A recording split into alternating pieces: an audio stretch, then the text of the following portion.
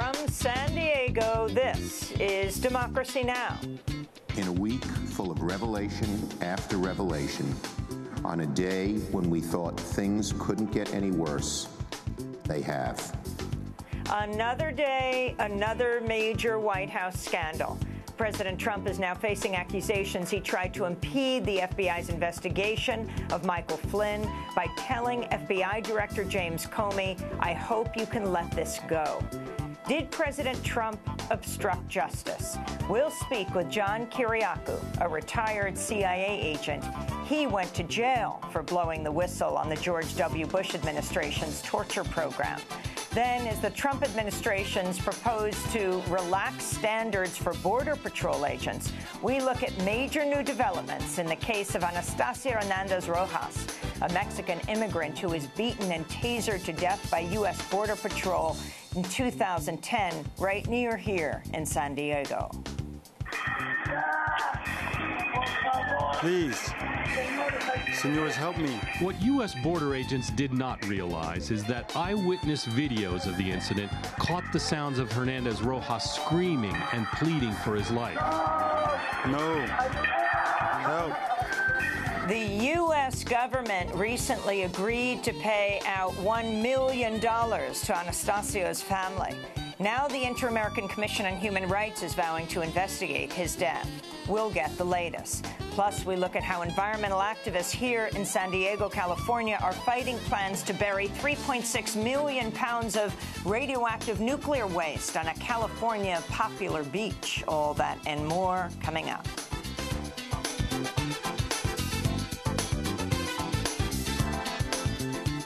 Welcome to Democracy Now!, democracynow.org, the War and Peace Report. I'm Amy Goodman. We're on the road in San Diego, California. The White House was rocked by yet another major scandal Tuesday after the New York Times reported President Trump personally asked FBI Director James Comey to end the agency's investigation into Trump's former national security advisor, Michael Flynn. The Times reports Trump made the extraordinary request to Comey during an Oval Office meeting February 14th, one day after Trump fired Flynn for lying both publicly and privately about his contacts with Russian officials. Trump reportedly asked Vice President Mike Pence and Attorney General Jeff Sessions to leave the room before making the request to Comey, saying, quote, "I hope you can see your way clear to letting this go, to letting Flynn go. He's a good guy. I hope you can let this go," end quote. The Times based its report on two sources who cited a memo written by then FBI Director Comey after the meeting. On Tuesday night, Jason Chaffetz, the Republican chair of the House Oversight Committee, called on the FBI to turn over all memoranda, notes, summaries, and recordings of discussions between Trump and Comey. The revelation came 1 week after Trump fired Comey amidst reports that the FBI director was seeking additional resources for his probe into possible ties between Russia and the Trump Organization.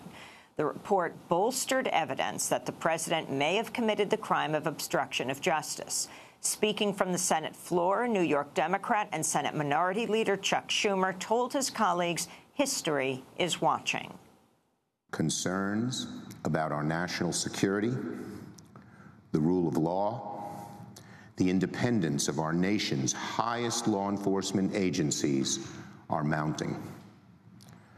The country is being tested in unprecedented ways.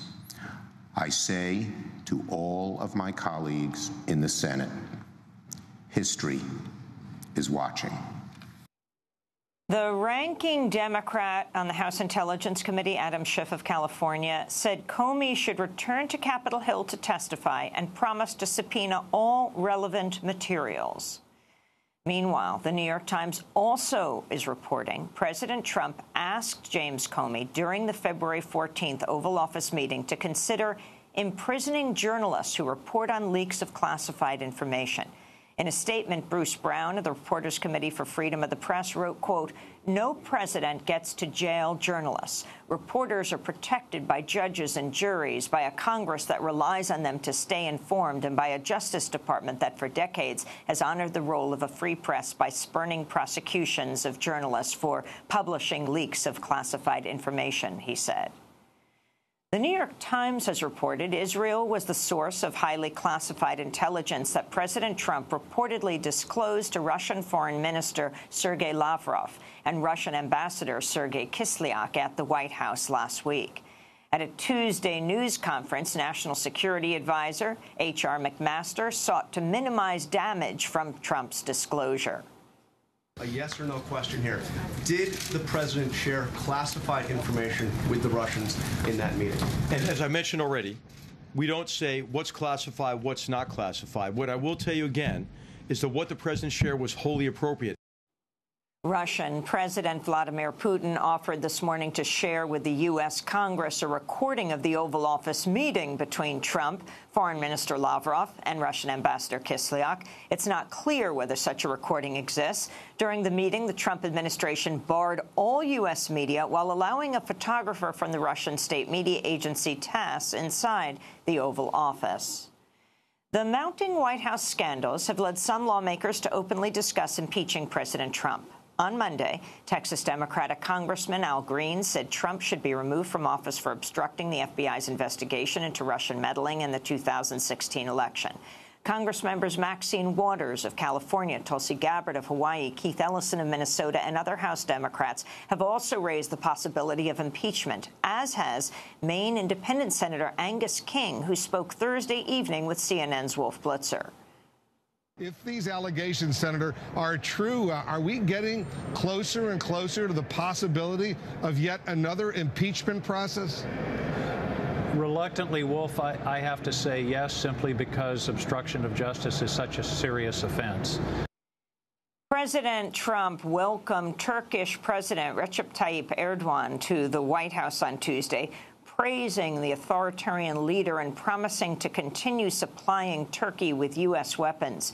Erdogan praised Trump's election victory as a legendary triumph while objecting to the administration's decision to arm Syrian Kurdish forces and the YPG militia.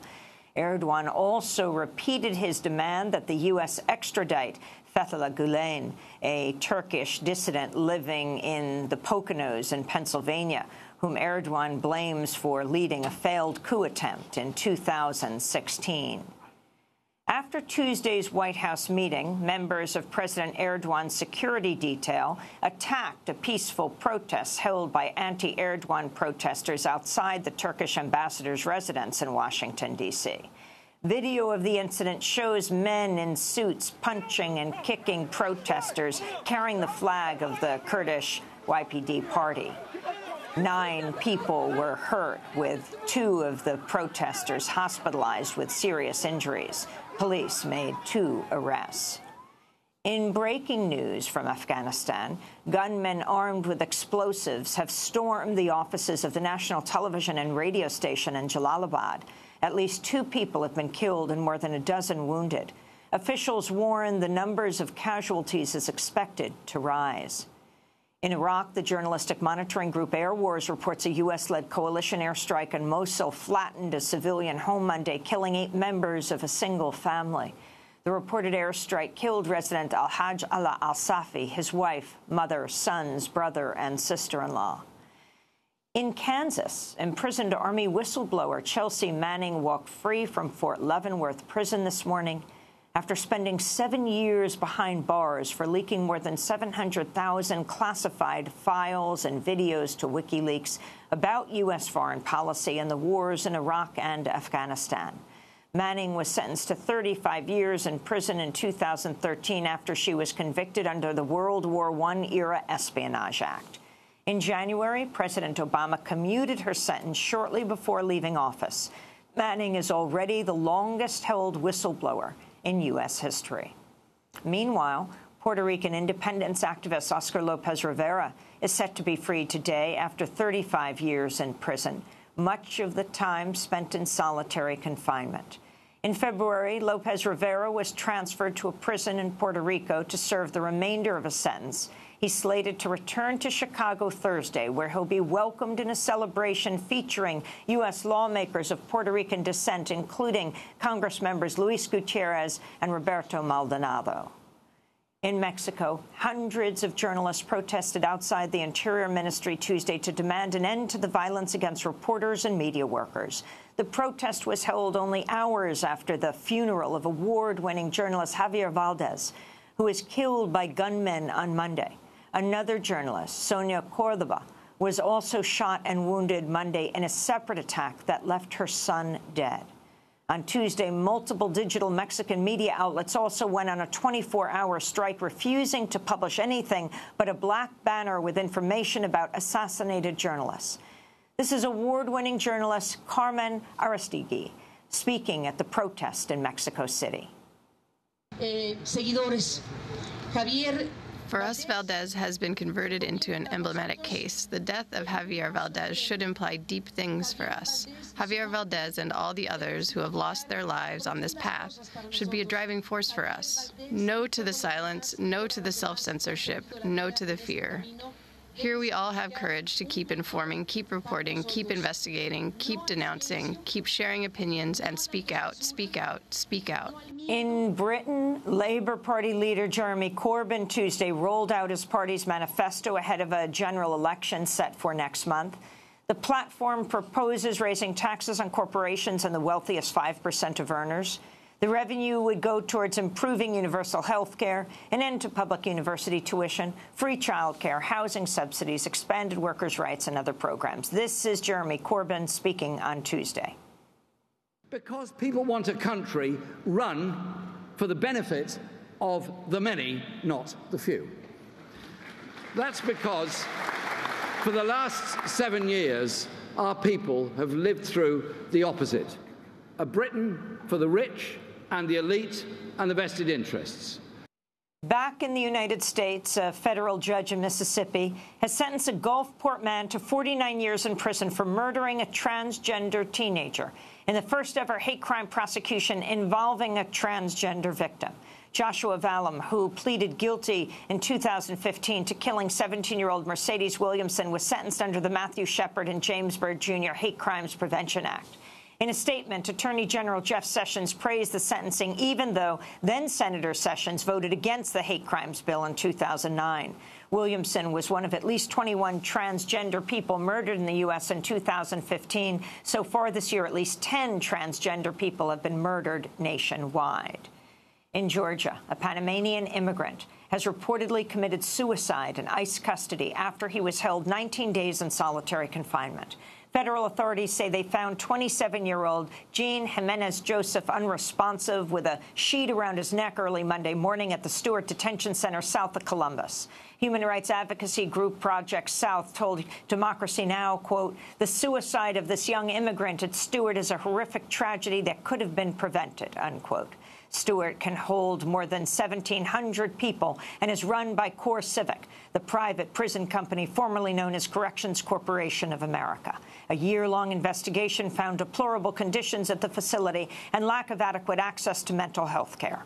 Court records show judges there order more deportations than anywhere else in the country. Critics call it the black hole of the immigration system and have called for its closure. In more news from Georgia, prison officials killed 45-year-old death row prisoner J.W. Ledford with a lethal dose of the barbiturate pentobarbital early Wednesday after the U.S. Supreme Court rejected a challenge to the method of the execution. Lawyers argued there was a high risk the injection would not render Ledford fully unconscious, exposing him to an unconstitutionally cruel and unusual death. The High Court rejected that motion and denied Ledford's request to be executed by firing squad. And in Philadelphia, Pennsylvania, civil rights attorney Larry Krasner is positioned to become Philadelphia's next district attorney after overwhelmingly winning the Democratic primary Tuesday. Krasner's represented protesters with Black Lives Matter, ACT UP, Occupy Philadelphia, and other progressive groups. He's a longtime opponent of capital punishment who's promised never to seek the death penalty. Krasner opposes police stop-and-frisk policies and told The Intercept he hopes to create a team that'll investigate and prosecute police and public officials for abuses. And those are some of the headlines. This is Democracy Now!, democracynow.org, The War and Peace Report. I'm Amy Goodman. We're on the road in San Diego, California. President Trump is facing yet another major scandal. The New York Times is reporting Trump personally asked FBI Director James Comey to end the agency's investigation into Trump's former National Security Advisor, Michael Flynn. On Tuesday night, Republican Senator John McCain said the Trump scandals are reaching Watergate size and scale. I think we've seen this movie before. I think it's reaching the point where it's of Watergate size and scale and a couple of other scandals that you and I have seen. It's a centipede that the shoe continues to drop. And every couple of days, there's a new aspect of this really unhappy situation. Speaking from the Senate floor, New York Democrat Senate Minority Leader Chuck Schumer told his colleagues history is watching. In a week full of revelation after revelation, on a day when we thought things couldn't get any worse, they have. I was shaken by the report in the New York Times that alleged that the president tried to shut down an active FBI investigation into a close political associate. And we are only one day removed from stunning allegations that the president may have divulged classified information to a known adversary.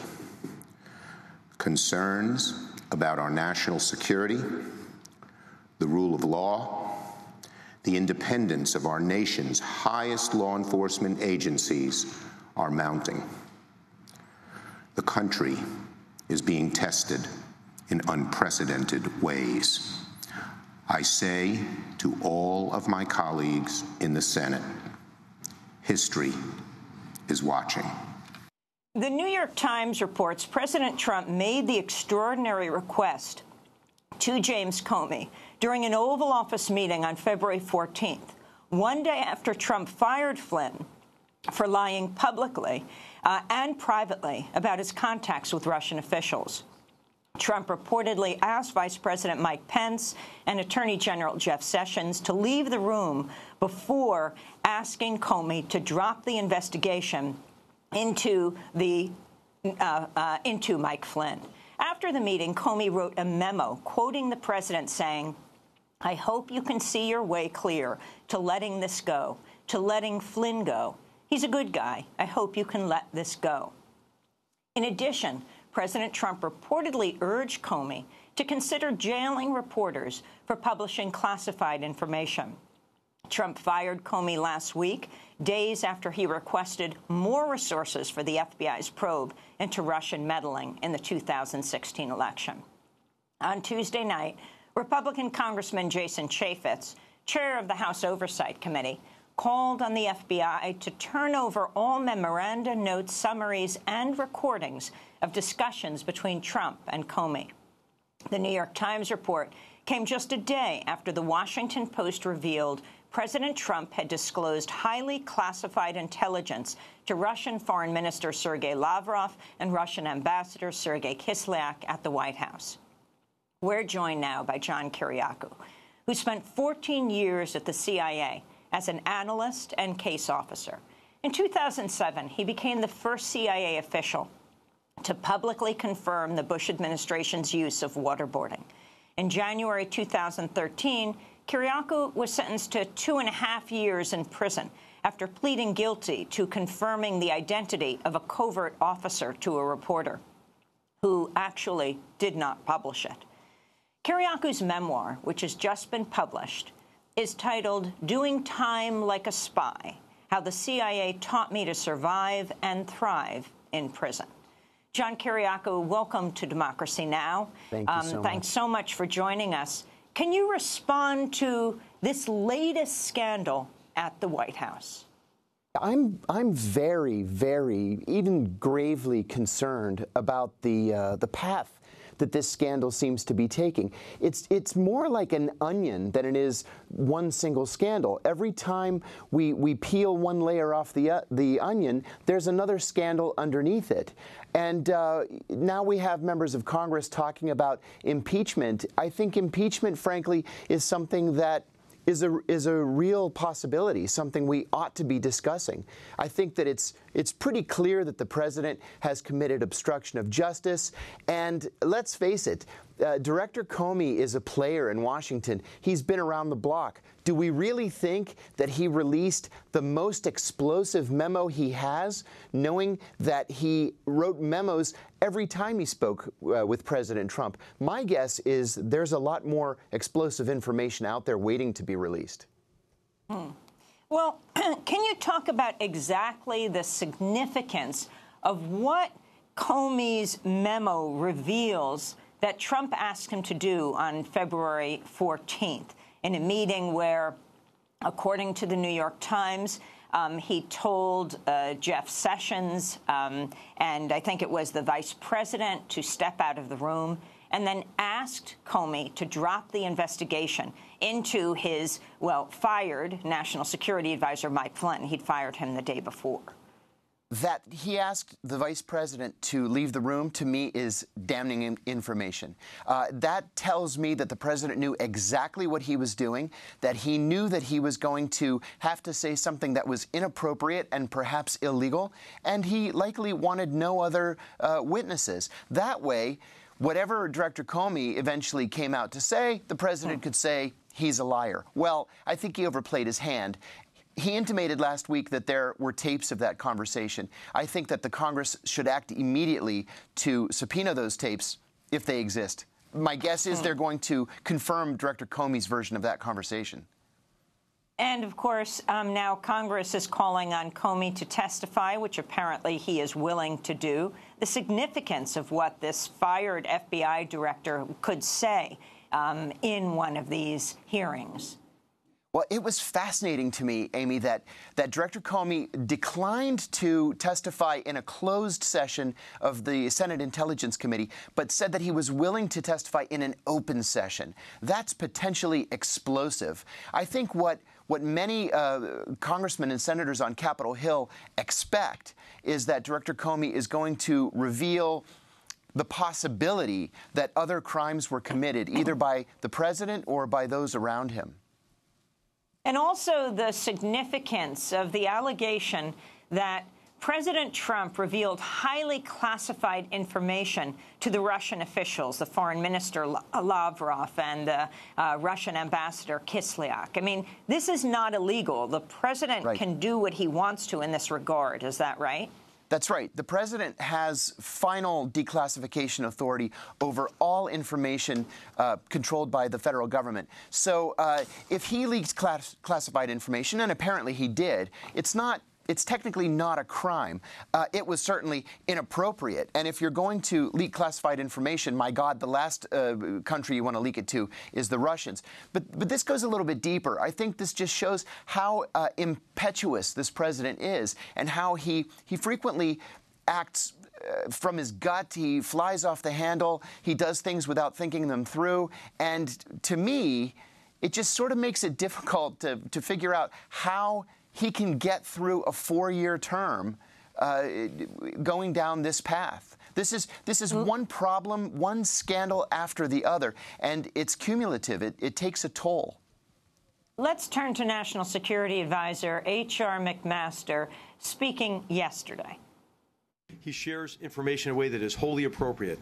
And I should just make maybe the statement here that the president wasn't even aware, of where this information came from. He wasn't briefed on the source and method of the information either. So that's National Security Advisor H.R. McMaster, who had to come out yesterday after speaking the day before, saying that none of the New York Times report, the Washington Post report, was true. And yet you have President Trump himself contradicting this. I wanted to ask you about the release of this classified information, which you point out the president can do, and compare it to your own case where you released unclassified information. John, would you give us just a thumbnail history of what happened to you after you spent, what, 14 years at the CIA as an analyst and a case officer? Sure. I blew the whistle on the CIA's torture program in December of 2007. The FBI investigated me for a full year and then determined that I had not committed a crime, and they closed the case against me. But when President Obama was inaugurated, the CIA asked him to secretly reopen the case against me, and I was investigated for another 3 years. I had no idea I was under investigation. Finally, I was charged with 5 felonies, including 3 counts of espionage. And those espionage charges resulted from the passage of an unclassified business card to a journalist from the New York Times and one from ABC News, and the fact that I had told a reporter that a former CIA colleague of mine who had never been undercover had worked in the Osama bin Laden unit, which I hadn't done in the first place. The New York Times came to me with that information. But that was good enough for 3 counts of espionage. And mind you, those names were never made public, the names of the people I was accused of outing. But still, I faced 45 years in prison and ended up doing 23 months. So compare what's happened with President Trump right now. Right. This is really a serious issue. The fact that he's president aside and that he's allowed to declassify information, there's a process that you go through to declassify that information. You can't just blurt it out to the Russian foreign minister and the Russian ambassador. What happens is the information goes back to the CIA, to the originating office. The CIA will pull the relevant information out of the report, put it on a new blank sheet of paper, and then type at the top, "Secret releasable to Russia." That way, nobody gets in trouble, no sources and methods are revealed, everybody's happy, and we can establish something of a liaison relationship to the Russians. That's not what the president did. Now, General McMaster said something very important yesterday. He said that the president was not aware of the source. Well, if that's true, then shame on General McMaster, because that's his job to make sure that the president is informed. Now, if he briefed the president on this information and didn't tell him the source or didn't convey to the president the clandestinity of this source, then maybe we should be talking today about General McMaster resigning. John Kiriakou, the New York Times has a remarkable paragraph. They write, in private, 3 administration officials conceded they could not publicly articulate their most compelling and honest defense of the president for divulging classified intelligence to the Russians. That Mr. Trump, a hasty and indifferent reader of his briefing materials, simply did not possess the interest or the knowledge of the granular details of intelligence gathering to leak specific sources and methods of intelligence gathering that would harm American allies. Can you respond to that? Again, a quote from the New York Times. Yeah, I've never heard a White House staff say that the president was too stupid or too ill-informed to have broken the law. And that's really what it comes down to. The truth is he leaked highly classified information that he shouldn't have leaked. It's one thing to say, hey, I'm the president, nobody can punish me for that. It's another thing entirely to just deny that he did it. We know that he did it, and he really ought to own up to it. Where I'm disappointed is in the reaction of Republicans on Capitol Hill. I understand party loyalty. This is Washington, after all. But my God, you have to think about what's good for the country, and this is certainly bad for the country. Can you talk about Trump reportedly urging then FBI Director Comey to consider jailing reporters for publishing classified information? I say this in all candor. I think the president very simply has never read a copy of the Constitution. I think that's true. He's just never bothered to read the Constitution, and he just has no understanding and appreciation of the First Amendment's protections for freedom of speech. with that said, there was a very dangerous precedent that was set during the Obama administration when James Risen refused to testify in the trial of Jeffrey Sterling, another CIA whistleblower. And James Risen, the New York Times reporter. James Risen, the New York Times reporter and Pulitzer Prize winner. He refused to testify. The prosecution in the Eastern District of Virginia appealed to the Fourth Circuit Court of Appeals, and the Fourth Circuit held that Risen did have to testify. That case then went to the Supreme Court, and the Supreme Court said the same thing, that Risen had to testify. He didn't testify in the end, and Attorney General Holder didn't prosecute him for not testifying, but still the precedent was set. And so I think that the problem here is a bigger one than Jim Risen not testifying, or than Donald Trump saying that we should jail reporters. The bigger issue is this incremental whittling away of our constitutional rights, our most important constitutional rights, including freedom of speech. This is something that we really have to put our foot down on, and we have to fight it at every step of the way. Can you talk about what your colleagues at the CIA, another intelligence agency, are saying about what's happening right now, are saying about President Trump and the Trump administration? I have a friend in the CIA who called me recently from overseas, and he asked if I had been following the news. And I said, oh, of course I have. I've been following every detail. And he said, did the American people realize how bad this is? And I said, I think they do. I think Congress is pretending that it's not bad. But I think the American people realize that this president, so early in his term, is just simply out of control. He doesn't understand intelligence. He doesn't understand the purpose or use of intelligence. He doesn't like or trust the CIA. And the CIA, for a little while, wasn't sure how to respond to this. I think in the end, the CIA is going to slow roll this president. And what I mean is, they know they can wait him out. Most senior officers in the CIA have been in the organization for 20, 25, even 30 years. They've waited out other presidents, and I think that they believe they can wait out this one, that he won't be around for long. Can you predict what you think will happen? I mean, there is noise on Capitol Hill among Democrats and some talk among Republicans of the possibility of impeachment. Do you think that's possible, John? I think it's possible.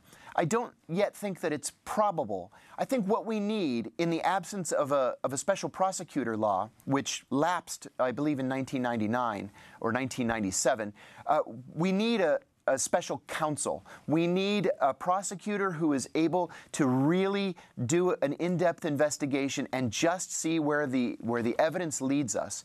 I think that the evidence will lead us to several different crimes that have been committed by people around President Trump.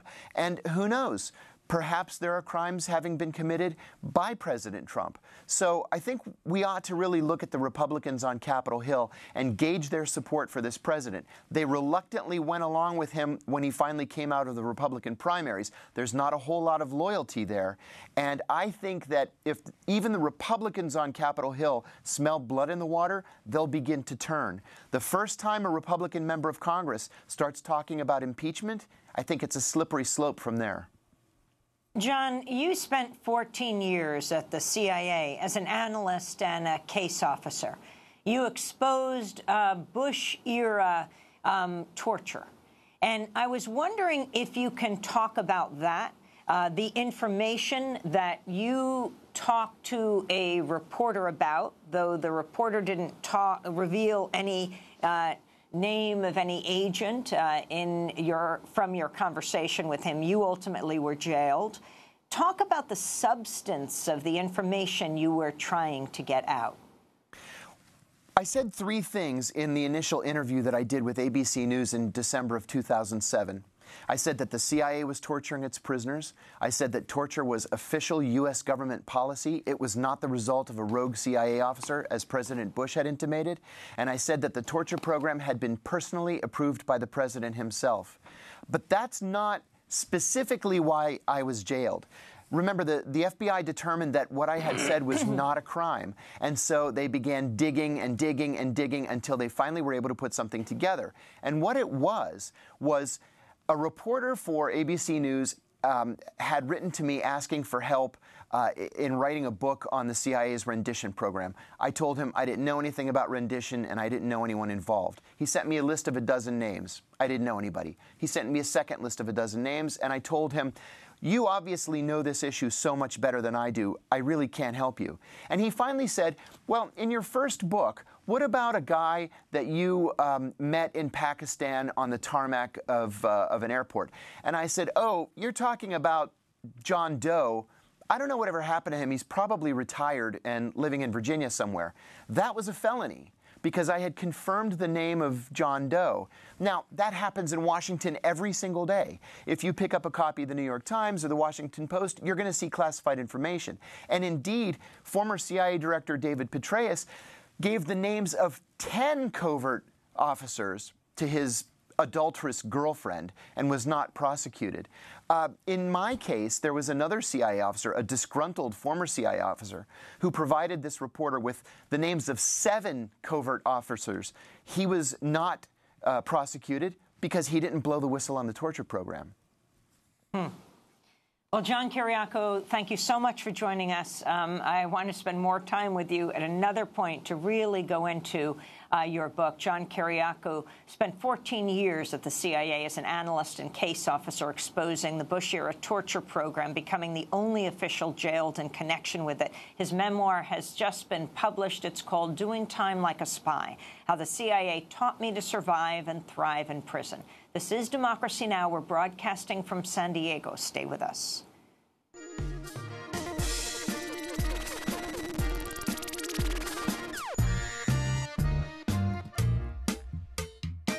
Some people call it the happiest place on earth.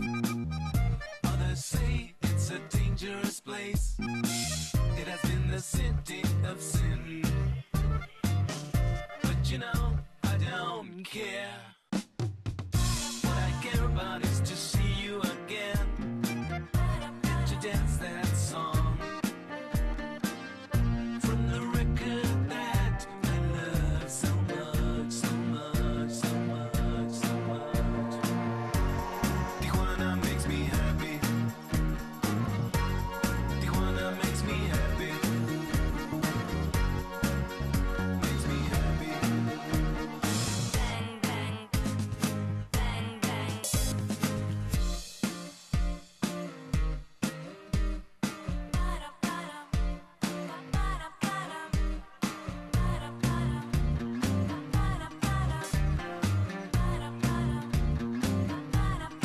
Tijuana Makes Me Happy, my Nortec collective, here on Democracy Now!, DemocracyNow.org, the War and Peace Report.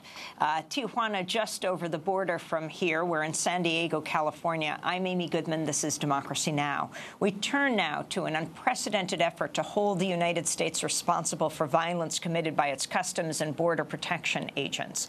7 years ago, in May 2010, a Mexican immigrant named Anastasio Hernandez Rojas tried to cross the border to return to San Diego, where he'd lived for 25 years and had fathered 5 children. He was then stopped by Border Patrol agents. He would never see his children again. The agents said Hernandez Rojas had become hostile and resisted arrest, but eyewitness video showed the agents beat and tasered him. Footage of Hernandez Rojas' death was obtained by reporter John Carlos Frey and aired in a 2012 PBS report by correspondent John Larson. Please. Senors, help me. What U.S. border agents did not realize is that eyewitness videos of the incident caught the sounds of Hernandez Rojas screaming and pleading for his life. No. Help. And now, a never-before-seen eyewitness video of the incident raises new, disturbing questions. The dark video reveals more than a dozen U.S. border agents standing over Hernandez Rojas. It shows the firing of the taser. Was Hernandez Rojas, as the police press release suggested, combative when he was killed? Or was he on the ground, handcuffed?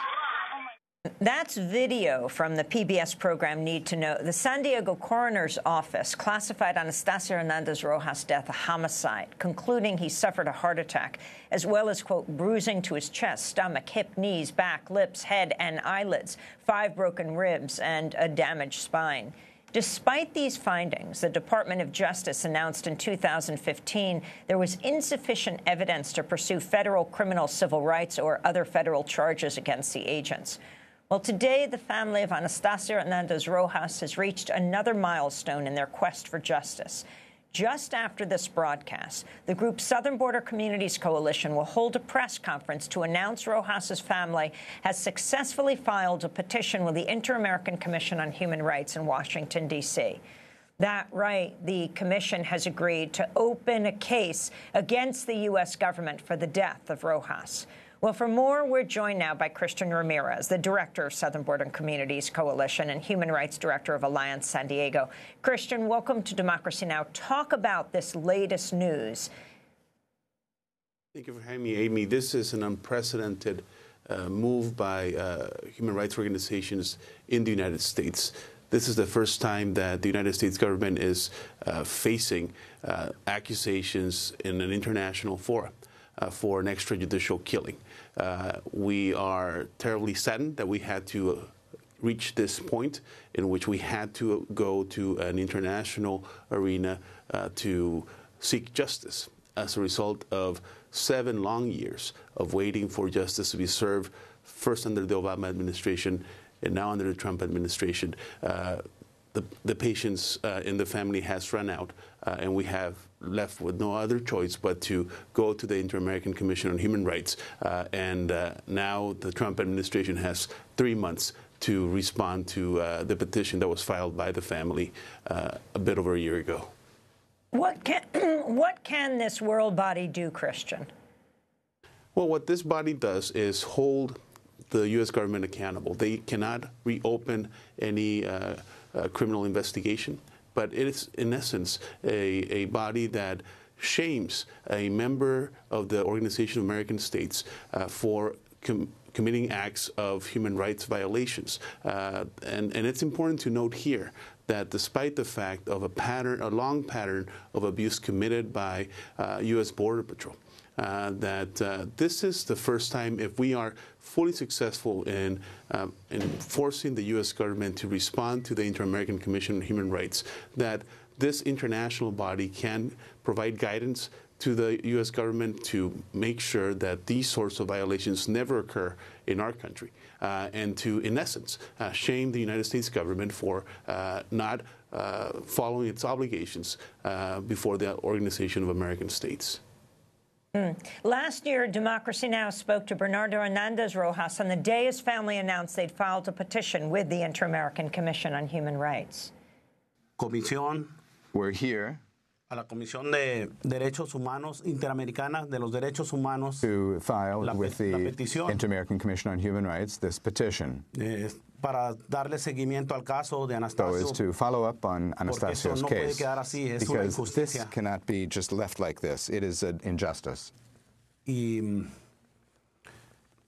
Porque durante estos 5 años hemos conocido during these 5 years, we have also met other people who have gone through the same thing. Siguen pasando muchas cosas en la frontera. And many things, very similar things continue to happen at the border. We want this to stop. We want them to stop these injustices. And we want a response from the government as to what's happening with my brother's case and why have they not responded with good news. Bernardo Hernandez Rojas explained why he hoped the Inter-American Commission on Human Rights would take on his brother's case.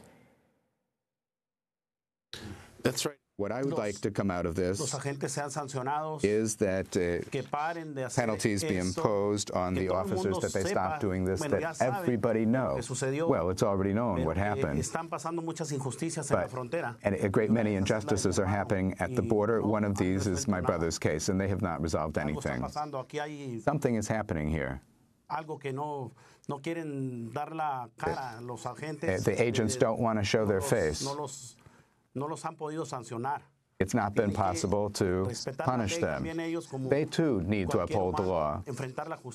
Like any human being, they need to confront the justice system. If I commit a crime, I need to confront the justice system, and it should be that way for everyone across the board. I want to play more from PBS's Need to Know interview with a second eyewitness who had used her phone to document the beating of Anastasio Hernandez Rojas. We took the video to Gene Iredale, the Hernandez Rojas attorney, who had never seen it before. He said the critical moment is this one. When you're using force and you know you have to explain it or it has to appear some way to the people who are watching, you say, quit resisting. That's from Need to Know. But Christian, I wanted to ask you about this latest news that the Trump administration is seeking to loosen hiring requirements to beef up Border Patrol. Well, this is what's most troubling about the policies of border enforcement in our country, Amy. Just today, House Republicans will move forward a bill to waive polygraph testing for new recruits at Customs and Border Protection. And we have to be reminded of the fact that we're talking about the largest law enforcement agency and also one of the most corrupt agencies in this country.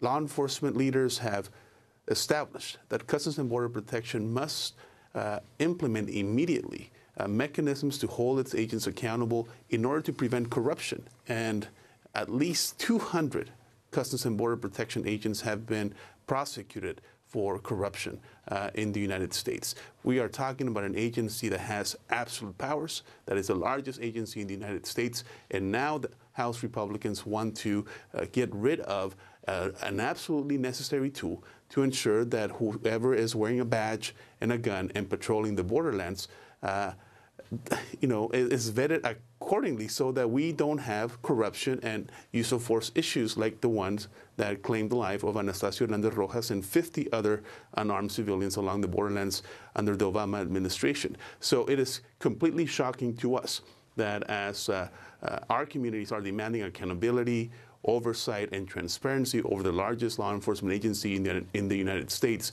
that members of Congress are playing with the idea of getting rid of a basic tool to ensure that the men and women behind a uniform are vetted appropriately. Polygraph testing is a tool that's used by every single law enforcement agency at the federal, state, and local level when they recruit new members to their law enforcement organizations. And to have the largest law enforcement agency in the country and one that has been tainted with use of force and corruption scandal is simply shocking to us. I wanted to move on right now. Attorney General Sessions and Secretary of Homeland Security John Kelly recently visited the San Diego-Tijuana border, where they vowed to crack down on sanctuary cities and urged local officials to fully cooperate with federal immigration agents. This is Sessions, followed by Kelly speaking at a news conference here in San Diego last month. We'd like our cities that are being tempted by this sanctuary ideology to reevaluate what they're doing. Our efforts are working. As I reported back in March, we've seen a dramatic reduction in illegal migration across the southwest border. In fact, March apprehensions were 30% lower than February apprehensions. This is an overall reduction of 64% over last year. These numbers are lower because DHS and DOJ have shown that we're serious about border security and enforcing our immigration laws. Immigrant rights advocates gathered near the U.S.-Mexico border wall to protest Sessions and Kelly's visit to San Diego, holding signs saying immigrants make America great. Last month, the Department of Justice threatened to cut off funding to California, as well as 8 cities and counties across the United States, ramping up the Trump administration's crackdown on sanctuary cities. Well, for more, we're also joined by Enrique Morones, who is executive director and founder of Border Angels. Where did you see Sessions and Kelly, Enrique, when they came? Who did they talk to? Who didn't they talk to? Well, hello, Amy. When they came, once again, what happens is they meet with law enforcement, but they don't meet with the community. The people that are most affected on both sides of the border, the voices that need to be heard the most, the people that see these issues every day are the people that are omitted. So they're only talking to their colleagues in law enforcement and not hearing from the people on the front lines, the people that are most affected. And this is shameful because we're the ones that have been here forever. I'm a native of this region, like a lot of other people, and they don't take the time to hear our voices. They only hear the reports, but they should be hearing the testimonies of the people that are most affected. Last month, a longtime migrant justice activist, Hugo Castro of Border Angels, was found alive in Mexico City after he disappeared 5 days earlier after calling for help on a Facebook Live video saying that his life was in danger. Can you talk about what's happened to Castro since he's back in the United States? He's been hospitalized. You just saw him, Enrique. That's right. Well, Hugo is a longtime border angel, also a person that's lived in this region for a long, long time. And I remember when I took him to the border about a month ago, as he was going to join a caravan in Mexico for human rights, because human rights are something that should be protected worldwide. Suddenly, a few days later, he sends the video. We all see it. It's a haunting video, and we're terrified. Hugo was born in Salinas, California. He's been active on these issues. He had had his life threatened about 2 months ago in Tijuana because we have a program called SOS Migrante to help our Haitian brothers and sisters that are in Tijuana that had been planning to come to the United States but now have settled in northern Mexico. Well, Hugo was finally found about a week after he disappeared. He was hospitalized in Mexico City, and about a week after that, he was transferred to a hospital here in San Diego. He's doing a lot better. We don't know the details of exactly what happened just yet. I've seen him several times. He's all beat up. He has broken ribs, a leg. He has multiple damage to his face, to his head. And we're so glad that he's alive. We're so glad that he's found.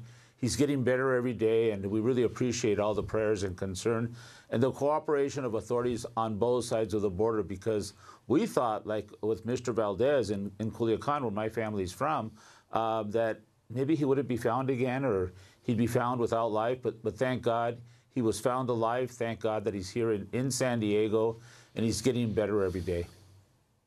Before we go, the work of Border Angels, what you do, and what kind of response you're getting now with the crackdown on immigrants, the response of support from communities. Well, Amy, as you know, Border Angels has been around for more than 3 decades. It was founded right here in San Diego. And never have we been busier than we are today. Since November 8th, when we heard the terrible news about Donald Trump, people have been pouring into our office. They have been asking, what's going to happen now? I'm a recipient of DACA. The government has my information. What's going to happen on January 20th when Donald Trump becomes the president? We had to tell him, we don't know. He's so unpredictable. He's somebody that does not follow logic, somebody that has really caused a tremendous amount of fear in the community. And Border Angels is based in a working class community with an elementary school across the street. And now mothers are scared to take their children to school because they fear what could happen to them because of their immigration status. So documented and undocumented people are living in terrible fear. We don't know what's going to take place. And we at Border Angels, like a lot of other organizations, are continuing to comfort, to give free legal advice to these communities. And we have seen a dramatic increase in not only in the fear, but also in people rising up. When we go out and put water in the desert, we've been doing for more than 20 years, we normally would have 20 or 30 volunteers. Now we're getting 300 and 400 volunteers to put water in the desert.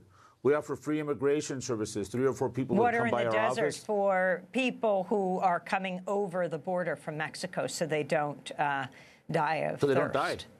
That's right. We're not encouraging people to come, but that's the only way they can come. There's no line for them to get into. And they're desperate, and they're crossing from Mexico. And even though the Mexican unauthorized migration has dropped 40% in the last 5 years, there's still people coming. There's still people coming, and there's still people dying.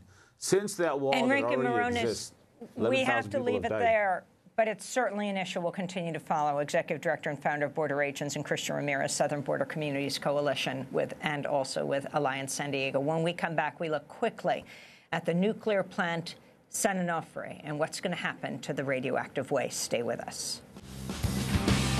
Follow me, love, into tomorrow. We'll leave behind our chains and sorrow. We won't walk with Bizarro. Follow the man with the flaming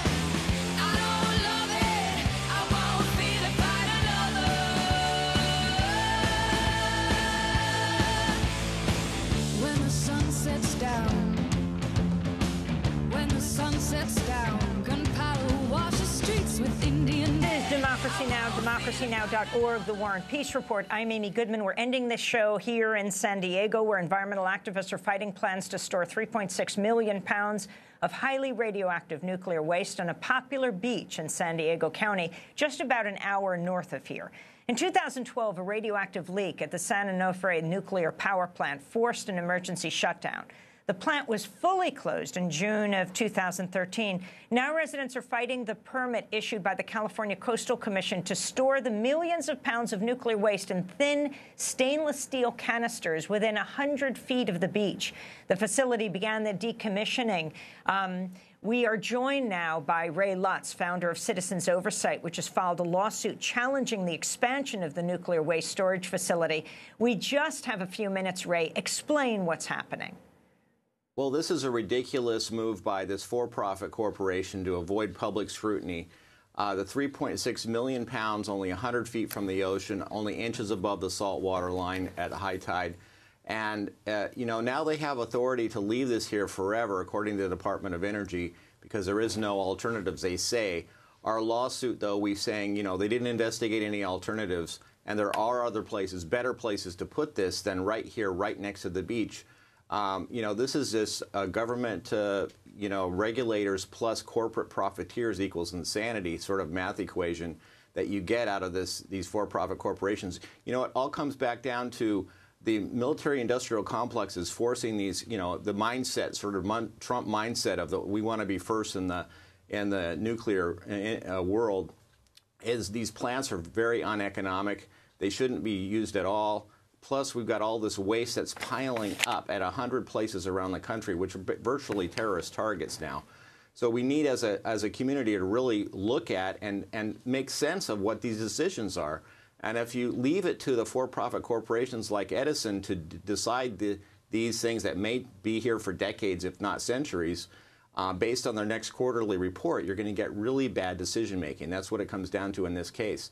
Meanwhile, we have the $3.3 billion price tag they want the community to pay for this closed plant due to Southern California Edison's own mistakes in their design process for the steam generators. Shut down in 2012, a radioactive leak, and now we know that it's because they were trying to uprate this plant to try to get more out of it through design, pushing the design more than it should have been with these new steam generators. And we're glad that it shut down. It's a great thing to have this plant, this waste-generating plant shut down. But now they want the customers to pay for the plant for 10 years as if it's still operating, and for them to even make a profit on it after their failure. So that's also in a mediation mode. We have 10 seconds. What is the larger message you feel is important to send regarding the decommissioning of nuclear plants around the country dealing with their nuclear waste? 10 seconds. This is the biggest human blunder of all time. These nuclear plants are uneconomic. They should be all shut down. We've got to really push hard to get this industry to stop. Ray Lutz, I want to thank you for being with us, founder of Citizens Oversight. As we continue our tour around the country, tonight I'll be in Los Angeles at the Emmanuel Presbyterian Church on 3300 Wilshire Boulevard speaking. Then Thursday at noon in Los Angeles at Skylight Books. And at 7 p.m.